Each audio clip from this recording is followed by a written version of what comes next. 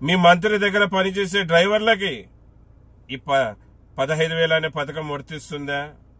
మీ Rajya Sabha number అయినా అతని డ్రైవర్కి 15,000 పథకం వర్తిస్తుందా?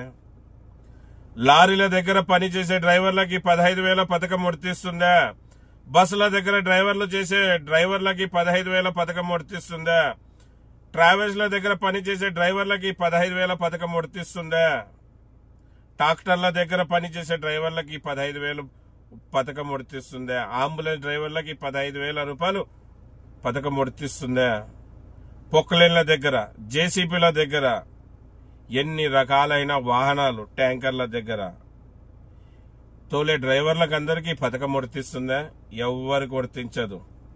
ఓన్లీ ఓన్ కమ్ డ్రైవర్లకు మాత్రమే వర్తిస్తుంది.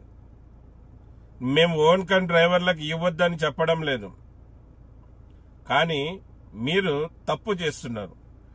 డ్రైవర్ అనే పదాన్ని వాడుకుంటున్నారు.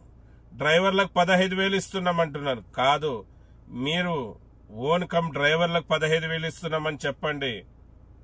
డ్రైవర్లకు కాదు, 102% మంది డ్రైవర్లకు ఇస్తూ 98% డ్రైవర్లకు ఇవ్వకుండా ఎట్లాగా వాడతారు డ్రైవర్కి ఇస్తున్నామనే పదం. మళ్ళీ బ్యాడ్జ్ కలిగిన డ్రైవర్లకు ఇస్తామని మీరే చెప్పారు. చంద్రబాబు నాయుడు గారు మీరే వేదిక ముందొచ్చి బ్యాడ్జ్ కలిగిన ప్రతి డ్రైవర్కి 15,000 ఇస్తా అన్నారు. ఖచ్చితంగా మీరు ఇచ్చిన మాటని నిలబెట్టుకోవాల్సిన బాధ్యత మీదే. ప్రతి డ్రైవర్కి, బ్యాడ్జ్ కలిగిన ప్రతి డ్రైవర్కి 15,000 ఇవ్వాల్సిందిగా డిమాండ్ చేస్తున్నాం. ఇస్తామన్నందుకే మీకు మా డ్రైవర్లు ఓటేసినది. లేకుంటే గతంలో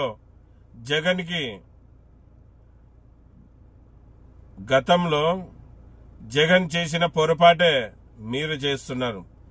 జగన్మోహన్ రెడ్డి చేసిన పొరపాటుకి మా డ్రైవర్లు అందరూ కూడా అతన్ని ఇంటికి పంపించడం జరిగింది. మీరు కూడా ఇంటికి పోవాలనుకుంటున్నారా? మీకు సీఎం సీట్ అవసరం లేదనుకుంటున్నాను.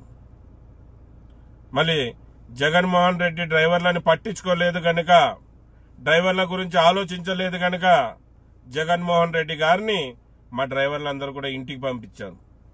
మీరు డ్రైవర్లకు 15,000 ఇస్తామన్నందుకు మా డ్రైవర్లు నమ్మి మీకు ఓటేసి గెలిపిస్తే ఇప్పుడు మీరు మాట మారుస్తున్నారు, మాట దాటేస్తున్నారు. బ్యాడ్జ్ కలిగిన ప్రతి డ్రైవర్కి ఇస్తామన్నారు. ఇటు డ్రైవర్లను మోసం చేస్తా ఉన్నారు. డ్రైవర్లకి మాట ఇచ్చి మాట తప్పే సీఎం అవుతూ ఉన్నారు. మళ్ళీ మీరు డ్రైవర్లకు ఇవ్వకుండా ఓన్ కమ్ డ్రైవర్లకు ఇస్తూ